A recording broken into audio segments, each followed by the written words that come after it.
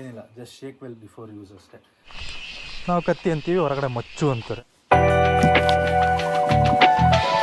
So ಯಾವ ರೇಂಜಿಗೆ ಕಾಣಿಸ್ತಾ ಇದ್ದೀನಿ, ನಿಮಗೆ ಯಾವ ರೇಂಜಿಗೆ ನನ್ನ ವಾಯ್ಸ್ ಕೇಳಿಸ್ತಿದೆ ಅಂತ ಗೊತ್ತಿಲ್ಲ. ಹಾಗೆ ಹುದುಗೂರಿಂದ ಡೈರೆಕ್ಟ್ ಟ್ರಾನ್ಸಿಷನ್ ಇಲ್ಲಿಗೆ ಆ್ಯಕ್ಚುಲಿ. ಆ್ಯಂಡ್ ಒಂದು ಸೆಕೆಂಡು. ಆ್ಯಂಡ್ ಸೇಮ್ ಐಪ್ಯಾಡಲ್ಲೇ ವ್ಲಾಗ್ ಮಾಡ್ತಿದ್ದೀನಿ. ಇನ್ನು ಟೆಸ್ಟ್ ಮಾಡೋಣ ಅಂತ ಹೇಳ್ಬಿಟ್ಟು ಈ ಸರ್ಕಸ್ಗಳು. ಸೊ ಇವತ್ತು ಈ ವ್ಲಾಗಲ್ಲಿ ಆ್ಯಕ್ಚುಲಿ 2 ವಿಷಯದ ಬಗ್ಗೆ ನಾನು ಮಾತಾಡಬೇಕು ಅಂತಿದ್ದೀನಿ. ಮೊದಲನೇದು ಈಗೋ ಇಟಾಲಿ ಶೂಸು. ಸೊ ಈ ಈಗೋ ಇಟಾಲಿ ಅಂತ ಹೇಳೋದು ಒಂದು ಒಳ್ಳೆ ರೈಡಿಂಗ್ ಬೂಟ್ಸ್ ಬ್ರ್ಯಾಂಡ್ ಅಂತ ನಾನು ತಿಳ್ಕೊಂಡು ಪರ್ಚೇಸ್ ಮಾಡಿದ್ದೆ. ಲೈಕ್ ಒಂದು 3000-4000 ರೇಂಜಿಗೆ ಒಳ್ಳೆ ರೈಡಿಂಗ್ ಬೂಟ್ಸ್ ಸಿಗುತ್ತೆ ಅಂತ. ಸೊ ಆಲ್ಮೋಸ್ಟ್ 2 ಇಯರ್ಸ್ ಯೂಸ್ ಮಾಡಿದ್ದೀನಿ ಇದನ್ನು. ಸೊ ಇದ್ರ ಬಗ್ಗೆನೂ ಒಂದು ವ್ಲಾಗ್ ಮಾಡಿದ್ದೆ 2 ಇಯರ್ಸ್ ಮುಂಚೆ. ಇನ್ನೂ ಮಾನಿಟೈಸೇಷನ್ ಆಗಿಲ್ಲ, ನಂದು ನಾಳೆ ಬರ. ಸೊ ಸಾಯಲಿ ಅದು. ಹಾಗೆ ಹೇಳ್ತಾ ಆ್ಯಕ್ಚುಲಿ 2 ಇಯರ್ಸ್ ಆದಮೇಲೆ ಇವತ್ತು ಪುನಃ ಈ ಶೂಸ್ನ ನಾನು ನಿಮಗೆ ತೋರಿಸ್ತಾ ಇದ್ದೀನಿ. ಲೈಕ್ ನನ್ನ ರೈಡ್ಸ್ಗಳಿಗೆಲ್ಲ ತುಂಬ ಹೆಲ್ಪ್ ಮಾಡಿದೆ. ಆ್ಯಂಡ್ ಆಲ್ಮೋಸ್ಟ್ ಡೆಲ್ಲಿ ಟು ಇಲ್ಲಿ ರೈಡಿಗೂ ಯೂಸ್ ಮಾಡಿದ್ದೀನಿ, ಆಫ್ ರೋಡ್ಗಳಿಗೂ ಯೂಸ್ ಮಾಡಿದ್ದೀನಿ, ಮಳೆ ನೀರಲ್ಲಿ ಓಡಾಡೋಕ್ಕೆ ಯೂಸ್ ಮಾಡಿದ್ದೀನಿ, ಫಾಲ್ಸ್ ದಾಟೋಕ್ಕೂ ಯೂಸ್ ಮಾಡಿದ್ದೀನಿ. ಸೊ ಇಷ್ಟು ಯೂಸ್ ಮಾಡಿದ ಮೇಲೆ ನನಗೆ ಗೊತ್ತಾಗಿದ್ದ ವಿಷಯ ಏನು ಅಂದರೆ, ಸೋಲ್ ಸೌದೇ ಇಲ್ಲ, ಒಂಚೂರು ಸಹ ಸೌದಿಲ್ಲ, ಇರುವೆ ಮಾತ್ರ ತಿಂದಿದೆ ಇಲ್ಲಿ. ನಾನು ಅದು ಬಿಟ್ಟರೆ ಈ ಸೈಡ್ ಗ್ಯಾಪ್ಸ್ ಕಾಣಿಸ್ತದಲ್ಲ, ಇಲ್ಲೆಲ್ಲ ಸೈಡ್ ಜಾಗಗಳಿರುತ್ತಲ್ಲ, ಇದು ಪೂರ್ತಿ ಬಿಟ್ಟೋಗ್ಬಿಟ್ಟಿದೆ. ನಾನು ನೋಡಿ ಇಲ್ಲಿ ಈ ಥರ ಎಲ್ಲ ಬಿಟ್ಟೋಗ್ಬಿಟ್ಟಿದೆ. ನಾನು ಆ್ಯಕ್ಚುಲಿ ಬೆಳಿಗ್ಗೆ ಯಾವುದೋ ನೋಡಿ ಇಲ್ಲಿ 743 ಅಂತ ಒಂದು ಹುಚ್ಚನಾಗಿ ಗಮ್ ಬರ್ತದೆ, ಈ ಗಮ್ ಹಾಕಿ ಅಣಿಸಿಟ್ಟಿದ್ದೀನಿ, ಕ್ರೇಜಿ ಗಮ್ ಆಯಿತಾ. ಸೊ ಈಗೋ ಇಟಾಲಿ ನಿಮಗೆ ಏನಿದ್ರು 1 ವರ್ಷಕ್ಕೆ ಮಾತ್ರ ಚೆನ್ನಾಗಿರುತ್ತೆ ಅಂತ ನನ್ನ ಒಂದು ಅನಿಸಿಕೆ. ಗೊತ್ತಿಲ್ಲ ಗುರು, ಯಾರೆಲ್ಲ ಈಗೋ ಇಟಾಲಿ ಶೂಸ್ಗಳನ್ನ ಇಲ್ಲಿ ಗಂಟೆ ಪರ್ಚೇಸ್ ಮಾಡಿದ್ದಾರೆ ಎಲ್ಲರಿಗೂ ಇದೇ ಥರ ಎಕ್ಸ್ಪೀರಿಯೆನ್ಸ್ ಆಗಿದೆಯೋ ಅಥವಾ ಏನು ಕತೆ ಗೊತ್ತಿಲ್ಲ. ಬಟ್ ನನಗೆ ಇದೊಂದು ವಿಷಯ ಮಾತ್ರ ಇಷ್ಟ ಆಗಿಲ್ಲ. ಬಟ್ ಅದನ್ನು ಬಿಟ್ಟು ಬೇರೆ ಈ ವೆಲ್ಕ್ರೋ ಆಗಿರಲಿ, ಸೋಲ್ ಆಗಿರಲಿ, ಟೋ ಆಗಿರಲಿ, ಇದ್ರ ಬಗ್ಗೆ ಏನು ಕಂಪ್ಲೇಂಟ್ಸ್ ಇಲ್ಲ. ಬಟ್ ಇದರದ್ದು ಸ್ಟಿಚ್ಚಿಂಗು, ಆಣಿ ಹೊಡಿಯೋದು, ಗಮ್ಮಿಂಗು ನಂಗೆ ಅದೊಂಚೂರು ಇಷ್ಟ ಆಗಿಲ್ಲ. ಸೊ ನಾನೀಗ ಬೇರೆ ಶೂಸ್ ತೊಗೊಳ್ಳೋಣ ಅಂತ ಯೋಚನೆ ಮಾಡ್ತಾಯಿದ್ದೀನಿ, ಇನ್ನು ನೋಡಬೇಕು. ಸೊ ಡಿಸಪಾಯಿಂಟ್ ಆದೆ ಅಂತಲೂ ಹೇಳೋಕ್ಕಲ್ಲ, ಯಾಕಂದರೆ 2 ವರ್ಷ ಆಯ್ತಲ್ಲ, ಒಳ್ಳೆ ಗದ್ದೆಯಲ್ಲಿ ಹೋರಿನ ಊಡಿಸ್ದಂಗೆ ಕೆಲಸ ಮಾಡಿಸಿದ್ದೀನಿ ಈ ಶೂಸ್ ಕೈಲಿ. ಇದು ಮೊದಲನೇ ವಿಷಯ. ಎರಡನೇದು, ನಮಗೆ ಒಂದು ರೈಡ್ ಅಂತ ಹೇಳಿದಾಗ ತುಂಬ ಇಂಪಾರ್ಟೆಂಟಾಗಿ ಬೇಕಾಗುವಂಥದ್ದು ಯಾವುದು ಹೇಳಿ? ಹೆಲ್ಮೆಟ್. ನಮ್ಮ ಬುರುಡೆ ಉಳಿಬೇಕು ಅಂದರೆ ಹೆಲ್ಮೆಟ್ ತುಂಬ ಇಂಪಾರ್ಟೆಂಟು. ನಾವು ಒಳ್ಳೊಳ್ಳೆ ಹೆಲ್ಮೆಟ್ ತಗೊಳ್ಳೋದ್ರೊಟ್ಟಿಗೆ ಅದನ್ನು ನಾವು ಮೇಂಟೈನ್ ಮಾಡೋದು ಕೂಡ ಅಷ್ಟೇ ಇಂಪಾರ್ಟೆಂಟ್ ಆಗುತ್ತೆ. ಈಗ ನನ್ನ ಜೊತೆ ಈ ಯಾವುದಿದು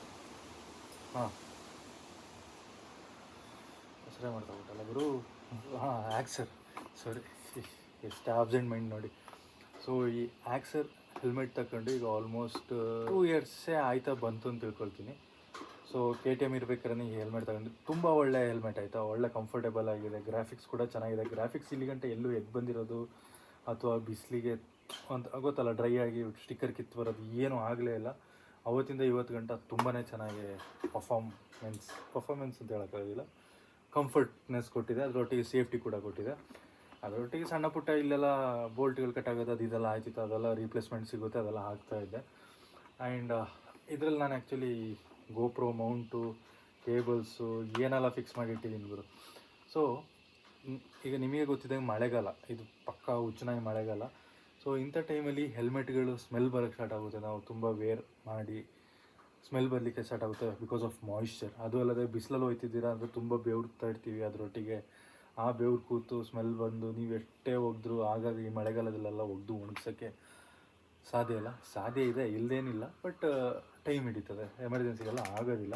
ಆ ಥರ ಸಿಚುವೇಶನ್ಗಳಿಗೆ ನಾನು ಈ Motul MC Care M2 helmet interior ಕ್ಲೀನ್ನ ತಗೊಂಡಿದ್ದೀನಿ. ಒಂದು ಒಳ್ಳೆ ಘಮ ಇದೆ ಆಯಿತಾ. ಸೊ ಇದು ಯೂಸ್ ಮಾಡೋದು ಹೇಗೆ ಅಂತ ತೋರಿಸ್ತೀನಿ. ಏನಿಲ್ಲ, just shake well before use ಅಷ್ಟೇ. ಚೆನ್ನಾಗಿ ಶೇಕ್ ಮಾಡಿಬಿಟ್ಟು ಒಂದಿಷ್ಟು ದೂರದಲ್ಲಿ ಫುಲ್ ಎಲ್ಲ ಕಡೆ ಸ್ಪ್ರೇ ಮಾಡಬೇಕು. ಬರೀ ಇಂಟೀರಿಯರಿಗೆ ಮಾತ್ರ ಆಯಿತಾ, ಇದು ಗ್ಲಾಸ್ಗಳಿಗೆಲ್ಲ ಆಗೋದಿಲ್ಲ. ಹಂಗೆ ಸ್ಪ್ರೇ ಮಾಡಿ ಫುಲ್ ಡ್ರೈ ಅಪ್ ಆಗೋಗ್ಬಿಟ್ಟು ಒಂದು ಸ್ವಲ್ಪ ಹೊತ್ತು ಹಾಗೆ ಒಣಗಕ್ಕೆಲ್ಲ ಬಿಟ್ಟರೆ ಒಂದು ಒಳ್ಳೆ ಘಮ ಬರುತ್ತೆ. ಸೊ ನೀವು ಕೇಳ್ಬೋದು, ಇದೆಲ್ಲ ಕೂದಲಿಗೆ ಏನೇ ಎಫೆಕ್ಟ್ಸ್ ಆಗೋದಿಲ್ವಾ, ಏನು ಕತೆ ಅಂತಲ್ಲ. ಸೊ ಇದರಲ್ಲಿ ಡಿಸ್ಕ್ರಿಪ್ಷನಲ್ಲಿ ಕೊಟ್ಟಿದ್ದಾರೆ, ಡೆರ್ಮಿಟಾಲಜಿಕಲಿ ಟೆಸ್ಟೆಡ್ ಅಂತ ಇದೆ. ಏನು ಉದ್ದದ ವರ್ಡ್ ಗೊತ್ತಾಗೋರು ಅದು ಬಿಟ್ಟು ಹಾಕಿ ಆಯಿತಾ. ಇನ್ನೊಂದಿದೆ ಇಲ್ಲಿ, ಅಂತ ಮೆಥಿಲ್ ಕ್ಲೋರೋಯಿಸೋಥಿಯಾಜೋಲನ್ಯೂನ್ ನೀವೇ ಓದ್ಕೊಂಬಿಟ್ಟಿದ್ದೀವಿ 9ನೇ ಲೈನು 9ನೇ ಲೈನು ಫುಲ್ ಒಂದು ವರ್ಡ್ ಫುಲ್ ಅದೇ ಇದೆ. ಅದು ಏನಂತ ಸೈನ್ಸ್ ಸ್ಟೂಡೆಂಟ್ಸ್ಗಳಿಗೆ ಸರಿಯಾಗುತ್ತೆ ಅದು ಹೇಗೆ ಅಂತ ಓದೋದು. ಸೊ ನಾನು ಮೋಟಲ್ MCKRನ ಪ್ರಿಫರ್ ಮಾಡ್ತೀನಿ, ಯಾಕಂದರೆ ಒಂದು ಒಳ್ಳೆ ಘಮ ಇದೆ. ಅದರೊಟ್ಟಿಗೆ ಮೋಟಲ್ ಒಂದು ರೆಪ್ಯೂಟೆಡ್ ಬ್ರ್ಯಾಂಡ್. ಬರೀ ಬ್ರ್ಯಾಂಡ್ ಇದ್ರೆ ಪ್ರಯೋಜನ ಇಲ್ಲ, ಅದರೊಟ್ಟಿಗೆ ಇದರದ್ದು ಯೂಸಸ್ ಕೂಡ ಚೆನ್ನಾಗಿರಬೇಕಾಗುತ್ತೆ. ಆ್ಯಂಡ್ ಈಗ ಮೋಟಲ್ ನಿಮಗೆ ಗೊತ್ತಿದ್ದಂಗೆ ಒಂದು ಒಳ್ಳೆ ಆಯಿಲ್ ಬ್ರ್ಯಾಂಡ್ ಕೂಡ, ಲೈಕ್ ಆಯಿಲ್ ಅಂತ ತಲೆಗಾಕ ಎಣ್ಣೆ ಅಲ್ಲ, ವೆಹಿಕಲಿಗೆ ಹೋಗ್ತೀವಲ್ಲ ಆ ಎಣ್ಣೆ. ಸೊ ಒಂದೊಂದು ಸಲ ನಂಬಕ್ಕಾಗೋದಿಲ್ಲ, ಒಳ್ಳೆ ಬ್ರ್ಯಾಂಡವರಾದರೂ ಏನು ಮಾಡೋಕ್ಕಾಗೋದಿಲ್ಲ. ಬಟ್ ನನಗೆ ಸ್ವಲ್ಪ ಮೋಟಲ್ ಬ್ರ್ಯಾಂಡ್ ಮೇಲೆ ನಂಬಿಕೆ ಇರೋ ಕಾರಣ ನಾನು ಮೋಟಲ್ನ ಯೂಸ್ ಮಾಡ್ತಿದ್ದೀನಿ. ಅದರೊಟ್ಟಿಗೆ ಒಂದು ಮೈಕ್ರೋ ಫೈಬರ್ ಕ್ಲೋತ್ನ ಯಾವತ್ತೂ ಇಟ್ಕೊಂಡಿರೋಣ, ಯಾಕಂದರೆ ನಮ್ಮ ಈ ಎಂಥದ್ದು ವಿಂಡ್ ಸ್ಕ್ರೀನ್ ಇದನ್ನು ಹೇಗೆ ಪ್ರೊಟೆಕ್ಟ್ ಮಾಡೋದನ್ನು ನನಗಂತೂ ಗೊತ್ತಿಲ್ಲ ಗುರು. ಎಷ್ಟೇ ಸೇಫಾಗಿ ಇಟ್ಕೊಂಡ್ರು ಫುಲ್ಲು ಸ್ಕ್ರ್ಯಾಚಸ್ ನಮ್ಮ ಜೀವನದ ಥರ. ಏನು ಮಾಡೋದು ಅಂತ ಗೊತ್ತಿಲ್ಲ ಅಂತ ಸುಮ್ಮನೆ ಉಜ್ಕೊಂಡು ಕೂರೋದು ಒಂದೊಂದು ಸಲ. ಒಬ್ಬ ರೈಡರಿಗೆ ಹೆಲ್ಮೆಟ್ ಮೇಂಟೆನೆನ್ಸ್ ಅಂತ ಹೇಳೋದು ತುಂಬ ಇಂಪಾರ್ಟೆಂಟ್ ಆಗುತ್ತೆ. ಯಾಕಂದರೆ ಈಗ ಅದೇ ಬೆವರು ಅದೇ ಸ್ಮೆಲ್ಲನ್ನು ತಲೆಗೆ ಹಾಕ್ಕೊಂಡು ಅದೊಂಥರ ತಲೆಯಲ್ಲಿ ಇರಿಟೇಷನು, ಡ್ಯಾಂಡ್ರಫು, ಉದ್ರೋದು, ಹಾಳು ಮೂಳೆ ಏನೆಲ್ಲ ಪ್ರಾಬ್ಲಮ್ಗಳು ಒಂದೆರಡಲ್ಲ. ಅಥವಾ ದೊಡ್ಡ ಬ್ಲಾಗರ್ಸ್ಗಳು, ಟ್ರಾವೆಲರ್ಸ್ಗಳು ಅದು ಹೇಗೆ ಹೆಲ್ಮೆಟ್ ಮೇಂಟೈನ್ ಮಾಡ್ತಾರೆ ಗೊತ್ತಿಲ್ಲ. ಬಟ್ ಒಳ್ಳೆ ಘಮ ಇದೆ ಈಗ. ಸೊ ಇಂಟೀರಿಯರು ಏನೋ ಸ್ಮೆಲ್ ಬರೋದಾಗೆ ಅಥವಾ ಅದೇ ಡರ್ಮಿಟಾಲಜಿಕಲಿ ಟೆಸ್ಟೆಡ್ ಸ್ಪ್ರೇನೆಲ್ಲ ಯೂಸ್ ಮಾಡ್ಬೋದು. ಬಟ್ ಈ ವಿಂಡ್ಶೀಲ್ಡು ಡ್ಯಾಮೇಜ್ ಆಗೋದಾಗೆ ಹೇಗೆ ನೋಡ್ಕೊಳ್ಳೋದು. ಕ್ಲೋತ್ ಚೆನ್ನಾಗಿದೆ ಗುರು, ಯಪ್ಪ ಎಷ್ಟು ಸ್ಕ್ರ್ಯಾಚ್ಗಳಿದೆ, ಅಬ್ಸರ್ವ್ ಆಯ್ತದ ಗೊತ್ತಿಲ್ಲ. ದೇವರೇ, ನನ್ನ ಲೈಫ್ಗಿಂತ ಕೆಟ್ಟದಾಗಿದೆ ಅದು ಸ್ಕ್ರ್ಯಾಚ್ ಆಗಿ.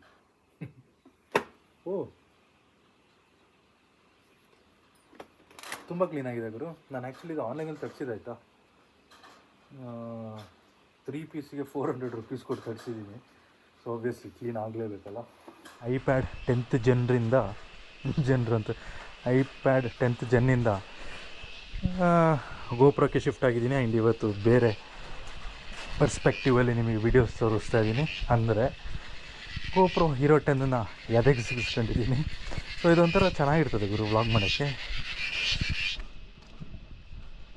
ಸೊ ತೋಟ ರೋಡು ನೋಡೋಂಗಿಲ್ಲ, ಮಳೆ ಬಂದು ಕೆಸರಾಗೋಗಿದೆ. ಗೇಟ್ ಹಾಕ್ಬಿಡೋಣಲ್ಲ.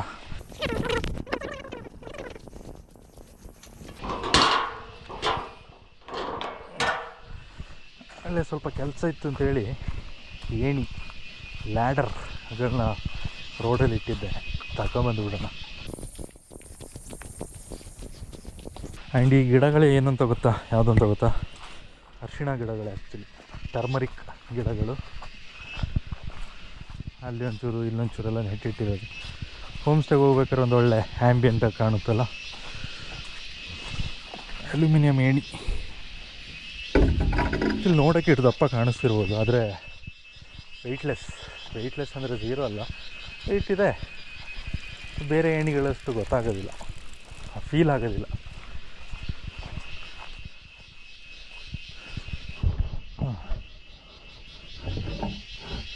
ತೆಂಗಿನ ಮರಗಳ ಬಗ್ಗೆ ಒಂದು ಕತೆ ಗೊತ್ತಾ ನಿಮಗೆ?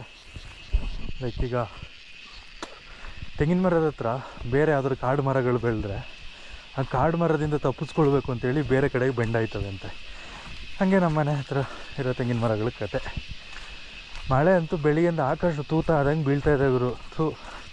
ಏನು ಕೆಲಸ ಮಾಡೋಂಗಿಲ್ಲ, ಬಿಡೋಂಗಿಲ್ಲ. ಮಳೆ ಮಳೆ ಮಳೆ ಮಳೆ ಬಚ್ಚಲು ಮನೆ ಆ ಥರ ಆಗ್ಬಿಟ್ಟಿದೆ. ಕಾಲಿಟ್ಟಲ್ಲ ಕೆಸರೆ. ಒಂದು ಲ್ಯಾಡ್ರ್ ಇಟ್ಟಿದೆ. ಆ್ಯಂಡ್ ಈ ಗಿಡ ಗೊತ್ತಾ ಏನು ಅಂತ ಕಾಣಿಸ್ತಿದೆಯಾ? ಈ ಗಿಡ ಇದು ಆ್ಯಕ್ಚುಲಿ ಚೆರಿ ಫ್ರೂಟು. ಈ ವೈನ್ಗಿನೆಲ್ಲ ಮಾಡೋಕ್ಕೆ ಯೂಸ್ ಮಾಡ್ತಾರೆ. ಇದು ಕೊಂಬೆ ಕಡ್ದಾಕ್ಬೇಕಿಲ್ಲ, ಗಾಡಿ ಓಡಾಡೋಕ್ಕಾಗಲ್ಲ ಇಲ್ಲಿ. ಆ್ಯಂಡ್ ಅದರೊಟ್ಟಿಗೆ ಮಲೈ ಆ್ಯಪಲ್, ಈ ಗಿಡ ಕಾಣಿಸ್ತಿದೆ ನೋಡಿ, ಇದು ಮರ. ಇದು ಮಲೈ ಆ್ಯಪಲ್ ಅಂತ. ಯಾಕೆ ಆ ಥರ ಕರೀತಾರೆ ಗೊತ್ತಿಲ್ಲ. ಈಗ ಹೂವು ಆಯ್ತದೆ, ಅದು ಹಣ್ಣಾದ ಮೇಲೆ ಅಥವಾ ಕಾಯಾಗಿ ಹಣ್ಣಾದ ಮೇಲೆ ತೋರಿಸ್ತೀನಿ ಹೇಗಿರ್ತದೆ ಹಣ್ಣು ಅಂತ. ಈಗ ಚೆರಿ ತೋರಿಸ್ತೀನಿ ನೋಡಿ, ಒಂದು ಬಿದ್ಕೊಂಡಿದೆ.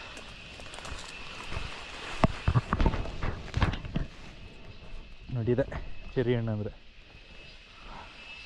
ಹಕ್ಕಿಗಳು ತಿಂದು ಅದು ತೂತ ಆಗಿಬಿಟ್ಟಿದೆ. ಬೇಡ ಇಲ್ಲೆಲ್ಲ ಕತ್ತಿ ಇಟ್ಟಿದ್ದೆಲ್ಲ ಎಲ್ಲರೂ ಈ ಲ್ಯಾಡ್ರ್ಗಳನ್ನ ಮನೆ ಕೆಲಸಗಳಿಗೆ ಯೂಸ್ ಮಾಡಿದರೆ ನಾವು ತೋಟದೊಳಗೆಲ್ಲ ಯೂಸ್ ಮಾಡ್ತೀವಿ. ಇದೇ ನೋಡಿ ನಮ್ಮ ಕೊಡಗೋರ್ದಲ್ಲ ಕಾಫಿ ತೋಟ ಇರೋರಿಗೆ ತುಂಬ ಬೇಕಾಗಿರೋ ಐಟಮ್ ಇದು. ಗಿಡ ಕಪಾತು, ಮರ ಕಪಾತು, ಕಾಫಿ ಗಿಡ ಚಿಗುರು ಎಲ್ಲದಕ್ಕೆ ಯೂಸ್ ಆಯ್ತದೆ. ನಾವು ಕತ್ತಿ ಅಂತೀವಿ, ಹೊರಗಡೆ ಮಚ್ಚು ಅಂತಾರೆ. ಅದು ಯಾಕೆ ಆ ಥರ ಹೇಳ್ತಾರೆ ಗೊತ್ತಿಲ್ಲ. ಫುಲ್ ಪಾಚಿ ಹಿಡ್ದು ನಡೆದಾಡೋಕ್ಕಾಗೋದಿಲ್ಲ ಗುರು. ಈ ಸ್ಲಿಪ್ಪರೇನು ಒಳ್ಳೆ ಗ್ರಿಪ್ ಇರೋದಕ್ಕೆ ಪರವಾಗಿಲ್ಲ, ಇಲ್ಲ ಅಂದರೆ ಇಷ್ಟೊತ್ತಿಗೆ ಜಾರಿ ಬಿದ್ದು 4 ಸಲ ಸೊಂಟ ಮುರ್ಕೊಳ್ಬೇಕಿತ್ತು.